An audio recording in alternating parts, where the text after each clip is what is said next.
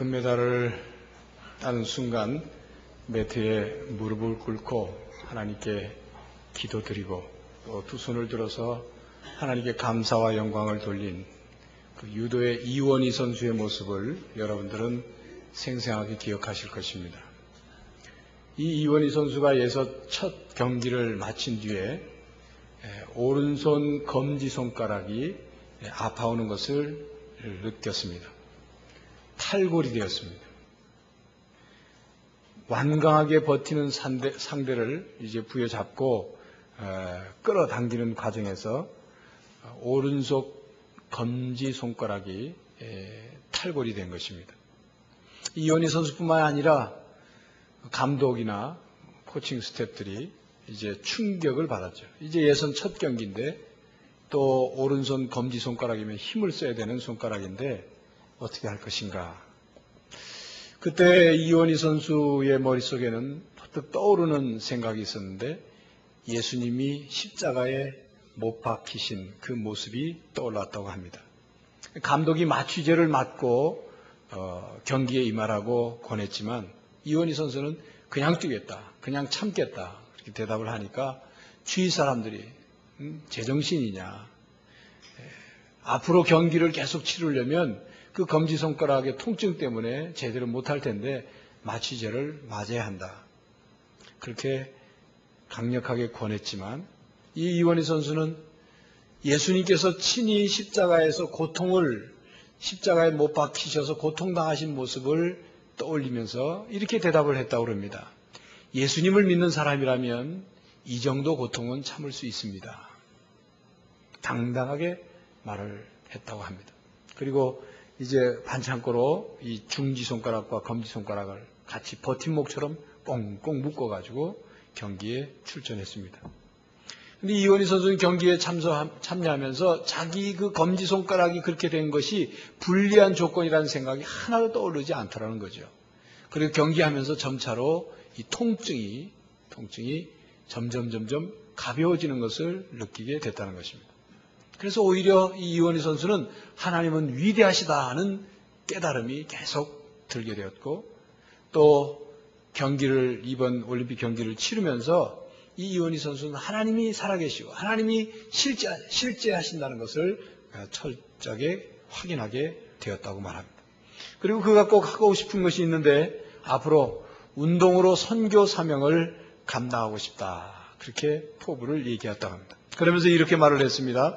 올림픽 우승은 내가 거쳐야 하는 기나긴 인생의 여정에서 작은 부분일 뿐입니다. 또 다른 성취를 향하여 더욱 많은 노력을 해나가야 합니다. 여러분 어느 면으로 보나 이 금메달감 아닙니까? 그렇죠? 운동 경기는 삶의 한 단면을 보여주는 모습입니다. 신앙이 우리의 삶의 모습이어야 하듯이 운동 경기 또한 우리의 삶을 반영해주고 있습니다. 그래서 운동 경기를 통해서 우리는 신앙의 원리를 또 신앙의 교훈을 깨달기도 하는 것입니다. 또 운동을 통해서 자신의 신앙을 드러내 보이기도 하는 것입니다. 그런 의미에서 신약성경 여러 군데에서는 우리의 신앙생활을 운동 경기에 비유해서 말씀하고 있는 것을 우리는 발견해 볼 수가 있습니다. 이번 2004 올림픽이 열리고 있는 바로 그 아테네, 그리스 아테네, 바로 그곳은 사도행전 17장에 보면 사도 바울이 그곳에서 복음을 전했던 곳입니다. 아테네라는 곳에 있는 법정인 아레오바고에서 사도 바울이 예수 그리스도가 죽었다가 부활하셨다는 사실을 증거했습니다. 그 당시에도 그곳은 우상이 많은 땅이었습니다. 사도 바울이 그 우상 많은 그 땅을 향해 복음을 전했던 바로 그곳에서 올림픽이 이루어지고 있고 그 올림픽 현장 속에서 우리의 신앙인인 선수들이 자신의 신앙을 고백하고 있는 것입니다. 더 빠르게, 더 높이, 더 멀리라는 올림픽 이념을 놓고 세계 각국의 선수들은 피땀을 흘리면서 훈련을 했습니다. 4년 동안 기다리며 이 날이 오기만을 이 경기를 치르기를 기다리며 노력했습니다. 최선을 다한 선수들에게 우리는 다 박수를 보내야 할 것입니다. 메달을 땄든 못 땄든 이겼든 졌든 그들의 흘린 땀방울이 고귀하기 때문에 그렇습니다. 그런데 선수들이 후회 없이 경기를 하고 심판들이 정확한 판단과 또 아주 그 공정한 경기 운영을 했다면 경기를 마친 뒤에 진 사람이든 이긴 선수든 진 선수든 아무런 여한이 없을 것입니다. 그러나 그렇지 않기 때문에 선수들과 그들을 가르친 코치들 그리고 그들을 응원하는 국민들이 속에서 불이 나는 것이죠. 이번 올림픽 경기에서 우리나라 체조 선수인 양태영 선수의 체조 개인 종합 경기에서 심판들의 오심으로 아직도 우리나라의 국민들은 속에서 끓고 있습니다. 스포츠는 평등하다. 그런 말을 내걸으면서 올림픽이 진행되고 있지만 정말 평등한 것인가? 우리나라가 미국만큼 강한 강대국이 아니기 때문에 그런 대접을 받는 것이 아닌가 하는 생각을 하게 되면 속에서 분노가 더 끌어오르는 것입니다.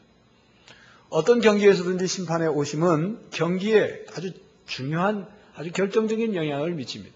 심판이 잘못 판단한다든지, 심판의 잘못 판단으로 같이 뛰는 운동선수 중에 한 선수를 퇴장시킨다든지, 심판이 점수를 적게 준다든지, 심판이 경기를 이상하게 진행해서 한 선수가 계속 스트레스를 받아서 경기의 사기가 꺾인다든지, 그렇게 되면 경기에 임하는 선수는 참으로 괴로운 경기를 하게 되는 것입니다. 운동 경기뿐만이 아니라 우리의 삶에서도 마찬가지입니다. 다른 사람들이 나에 대해서 제대로 평가해 주지 않고 제대로 이해해 주지 않으면 우리는 몹시 괴롭습니다. 우리가 사는 이 사회가 성실하게 그리고 정직하게 살려고 하는 사람을 정확하게 제대로 평가해 주지 않고 또 바르게 살려고 하는 사람들에 대해서 불이익을 당하게 한다면 우리는 그것 때문에 괴롭고 어려운 삶을 살아가야만 하는 것입니다. 아니, 남들이 나에 대해서 평가하는 것뿐만이 아니라 오히려 우리 자신이 자신에 대해서 평가하는 것이 바르지 못할 때, 올바른 자신에 대해서 올바른 가치를 평가하지 못할 때 우리는 우리의 삶을 어둡게 만들고 우리는 삐뚤어진 자아상 때문에 다른 사람을 힘들게 만들고 그리고 자포자기하는 결과까지 오게 된다는 이 안타까운 사실을 우리는 분명히 기억해야만 할 것입니다. 오늘 본문 말씀은 사도 바울이 젊은 목회자인 디모데에게 보낸 두 번째 편지입니다. 감옥에서 디모데에게 간절한 마음을 담아서 편지를 쓰고 있습니다. 6절 말씀에 보면 내가 관제로 부음을 받았다 그런 말이 있는데 이것은 관제라는 말은 포도주나의 어떤 것을 재물 위에 붓는 것입니다. 사도 바울의 자신의 이제 피를 붓는 것처럼 이제 재물처럼 자신이 바쳐질 때가 되었고 세상을 떠날 때가 되었다는 것을 말씀하고 있습니다. 사도 바울은 자신의 죽음이 곧 다가온다는 사실을 느꼈습니다. 자신의 삶의 마지막 과정에서 지금 자신의 삶을 돌아보면서 자신이 무엇을 해야 하는지를 그가 알고 있었습니다. 사도 바울은 감옥에서 편지를 쓰고 있습니다. 그는 이 로마 감옥에 갇혀 있으면서, 아니 로마 감옥에 오기까지 예루살렘에서부터 몇 번의 재판 과정을 겪으면서 재판관들의 그 오심과 재판관들의 무능과 재판관들의 책임 회피로 인해서 불이익을 당하고 억울한 일을 당하고 있는 것을 사도 바울은 몇 번이나 경험했습니다.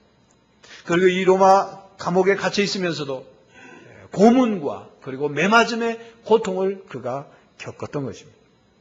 그런 사도 바울이 지금 디모데에게 편지하고 있습니다.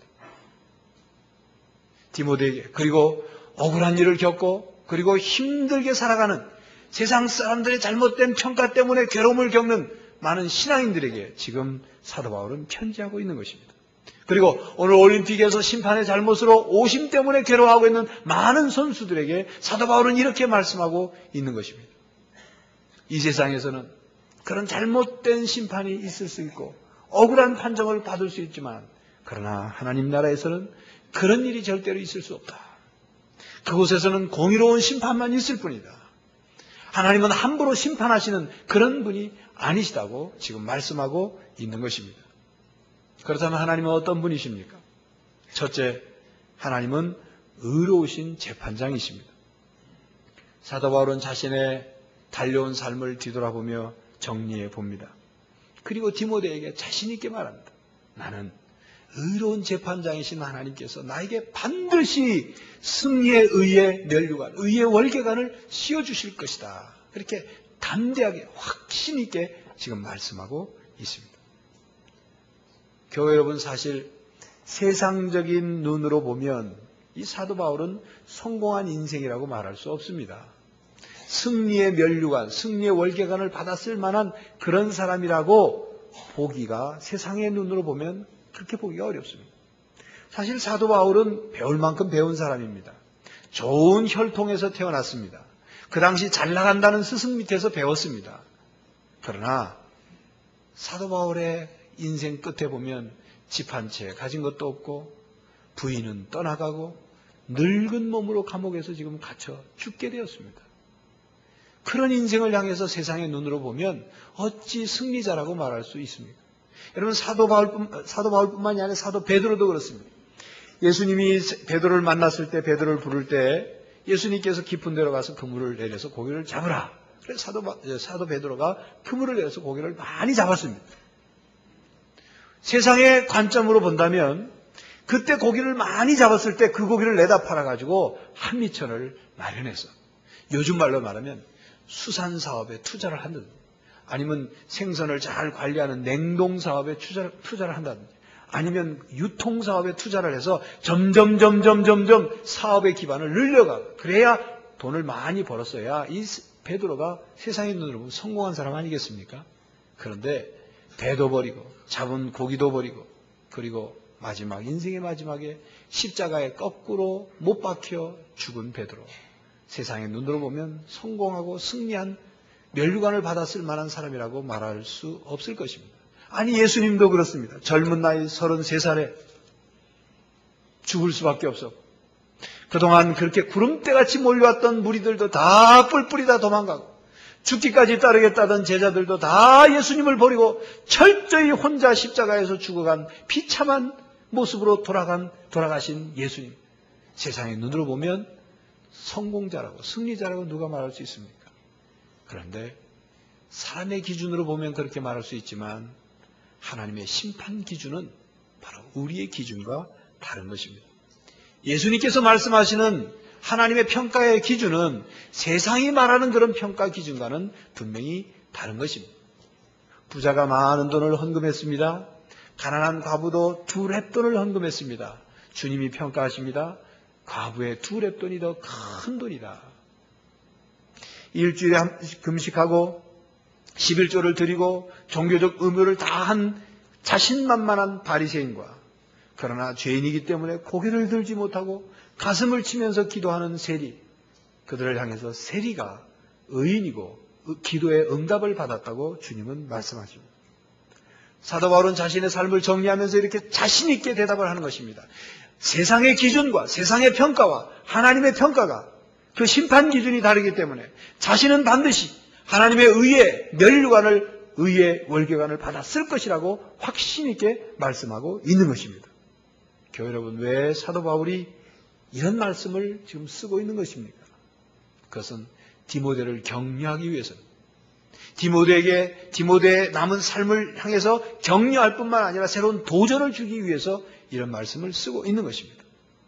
또한 사도 바울은 오늘 이 시간 바로 우리들에게, 자신의 인생이 승리하기를 원하는 바로 우리들에게, 자신의 인생이 세상의 방법으로 세상의 승리자가 아니라 하나님이 인정해 주시는 승리자가 되기를 원하는 바로 신앙인들에게, 그래서 하나님이 주시는 월계관을 받아 쓰기를 원하는 신앙인들에게, 지금은 실수했고 실패했고, 지금은 어려움 속에 있고, 지금은 난관과 장애물에 봉착해서 미래가 불확실하지만, 그러나 반드시 하나님께서 주시는 의의 면류관을 받아 쓸 것을 기대하고 있는 신앙인들에게 오늘 사도 바울은 말씀하고 계신 것입니다.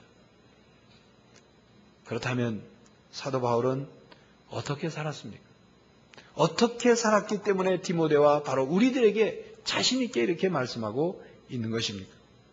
둘째, 사도 바울은 선한 싸움을 싸우고 달려야 할 길을 마치고 믿음을 끝까지 지켰습니다. 본문 7절에 보면 내가 선한 싸움을 싸우고 나의 달려갈 길을 마치고 믿음을 지켰으니, 그렇게 말씀합니다.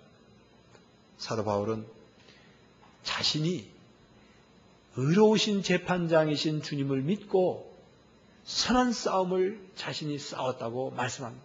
그러면서 우리도 선한 싸움을 싸우라고 말씀합니다. 사도 바울은 자신이 의로우신 재판장이신 주님을 믿고 달려갈 길을 끝까지 달려갔다고 말씀합니다. 그러면서 우리들에게도 달려갈 길을 끝까지 달려가라고 말씀합니다.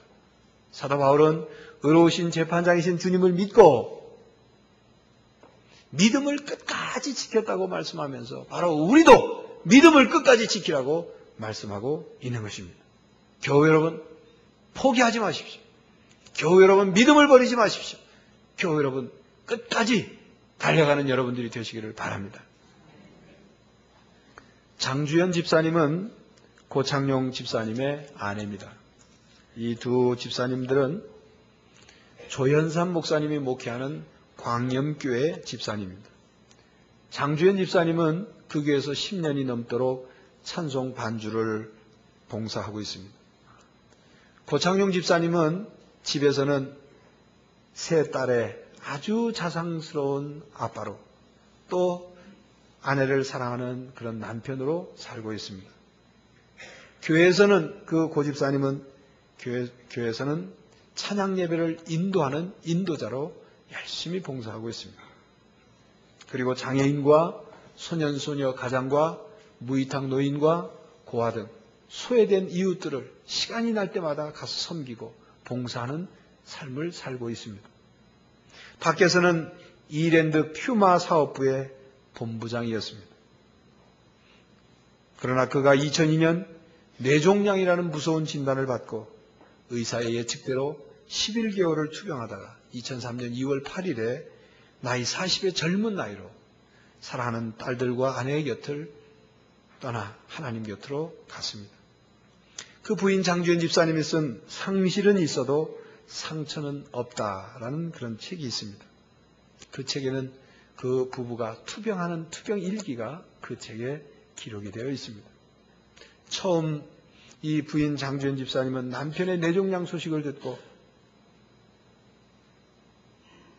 그 당시 이랜드 퓨마가 스포츠 옷을 웨어를 생산하는 데인데 굉장히 그 아주 어려운 처지에 그 본부장을 맡아서 그 힘든 회사 일도 하나님의 주신 자기에게 주신 사명으로 알고 몸 바쳐서 몸을 불태워가며 정말 그 일을 하고 교회에서 그렇게 봉사하고 소외되고 어려운 이웃들을 그렇게 사랑으로 극진히 봉사한 남편에게 하나님께서 어떻게 뇌종양이라는 것으로 돌려줄 수 있을까? 뇌종양으로 어떻게 남편에게 갚아줄 수 있을까 하는 생각 때문에 믿음을 버리고 싶은 생각이 들었었다고 합니다.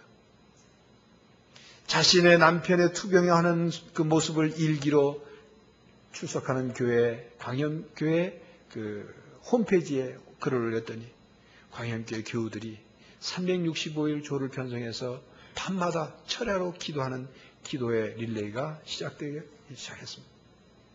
그렇게 벼랑 끝에 몰린 그 부부, 그러나 그 벼랑 끝에서도 함께 하시는 하나님을 체험하면서 하나님을 붙들고 투병하는 남편을 간호하면서 함께 기도로 울부짖기도 하고 함께 하나님께 감사하기도 하고 끝까지 신앙으로 투병하는 남편을 지켜보며 결국은 하나님 곁으로 떠나보낸 그 눈물의 이야기들이 그 책에 적혀 있습니다. 부인 장 집사님은 남편의 투병을 간호하면서 2002년 추수감사절을 보내면서 한 해를 돌아봤습니다.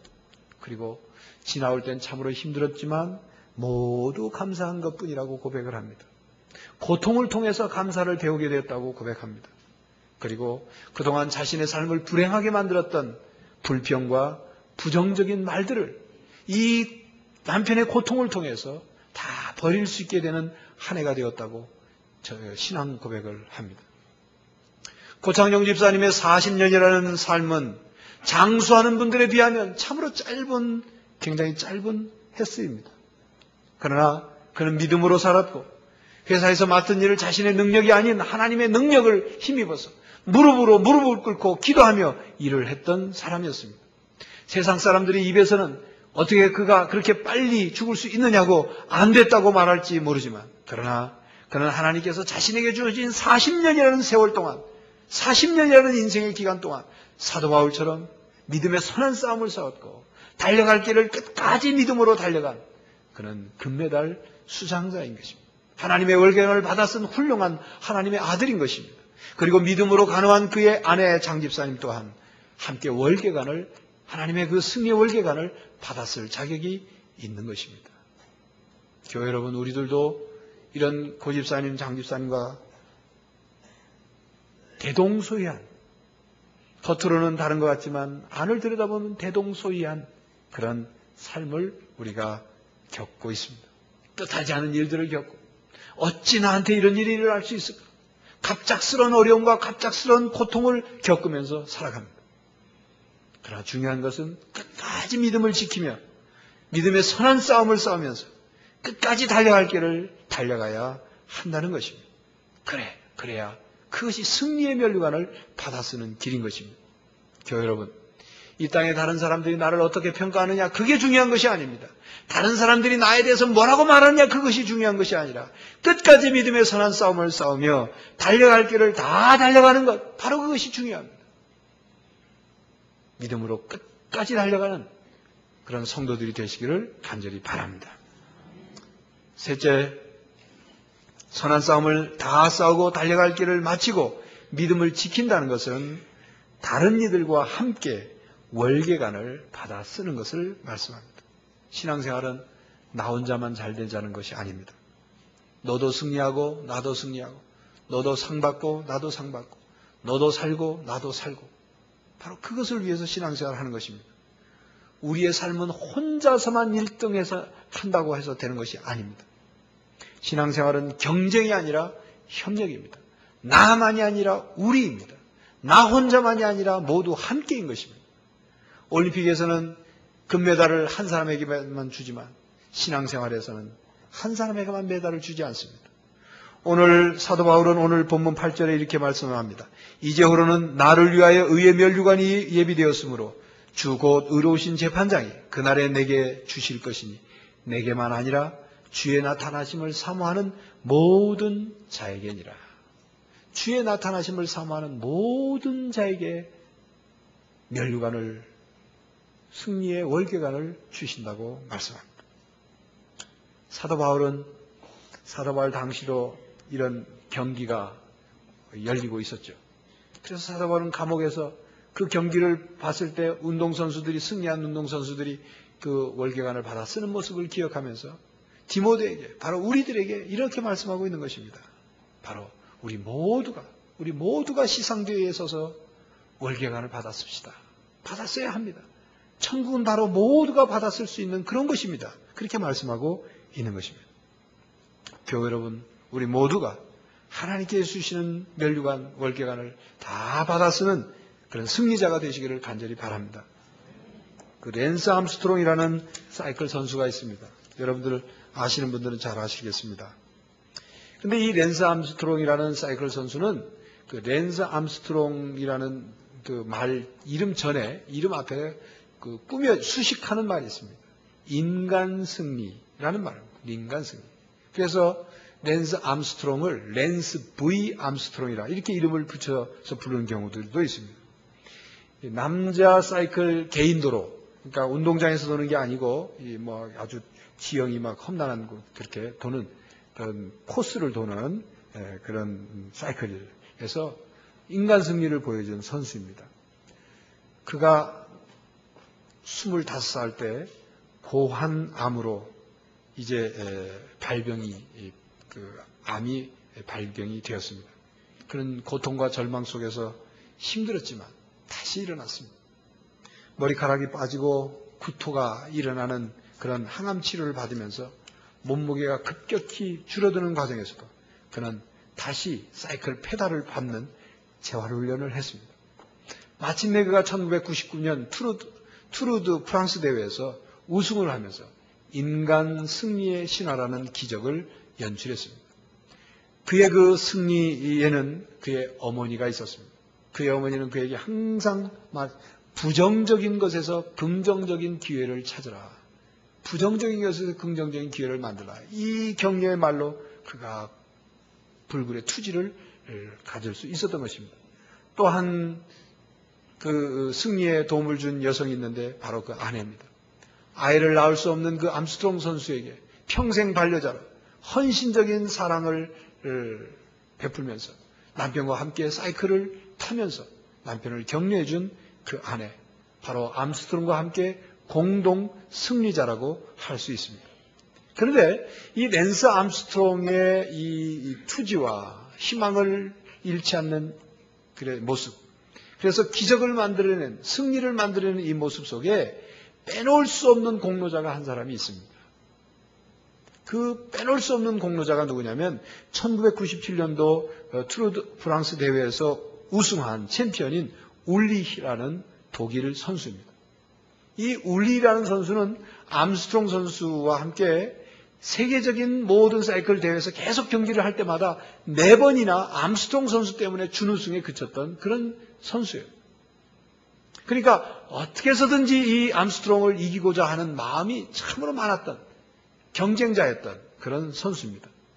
그래서 이 1999년도 이 투르 드 프랑스 대회에서 이제 경기가 시작돼서 계속 구간별로 이제 기록을 재고 이제 경기했는데 제 15구간, 15번째 구간에서 바로 이제 암스트롱이 앞에 가고 이 울리 선수가 뒤에서 추격하고 있는 상태에서 암스트롱 선수를 막 응원하는 관중의 가방에 걸려서 암스트롱 선수가 넘어졌어요. 그런데 울리 선수가 뒤따라가면서 야, 찬스다. 내가 이때야말로 내가 이 암스트롱을 추월해서 얘 챔피언이 될 수 있는 좋은 기회구나. 이렇게 생각하고 추월한 것이 아니라 암스트롱 선수가 넘어지자 울리 선수도 그 자리에 멈춰섰어요. 멈춰서고 암스트롱 선수가 다시 일어나서 사이클을 타서 페달을 밟기 시작할 동안 움직이지 않았어요. 그리고 암스트롱 선수가 사이클을 달려가자 같이 그때서 추격해 간 것입니다. 결과는 암스트롱 선수가 챔피언이 됐습니다. 울리 선수는 또 5번째, 이 암스트롱 선수와의 경기에서 5번째 준우승에 그치게 됐습니다. 그런데 사실은 이 울리 선수는 정말 페어플레이 정신과 스포츠 정신에 입각해서 남의 위기를 가지고 그것을 딛고서 승리하고 싶지 않았다는 거죠. 그 순간에 암스트롱 선수와 자기와의 경기가 아니라 그 순간에 자기와 자기 자신의 경기였다. 그렇게 말합니다. 자기 자신과 한판 승부를 걸린 거예요. 그 추격을 그냥 간다고 해서 누가 아무 소리도 안 하죠. 아무 소리 안 해요. 그러나 이 울리 선수는 바로 남의 위기를 밟고 챔피언이 되기를 원했던 것이 아니라 진정으로 암스트롱 선수와 경기를 하고 싶었던 것입니다. 그러므로 그 대회의 진정한 승리는 울리 선수라고 생각합니다. 아니, 암스트롱 선수와 울리 선수가 같은 공동 승리자라 그렇게 생각이 됩니다.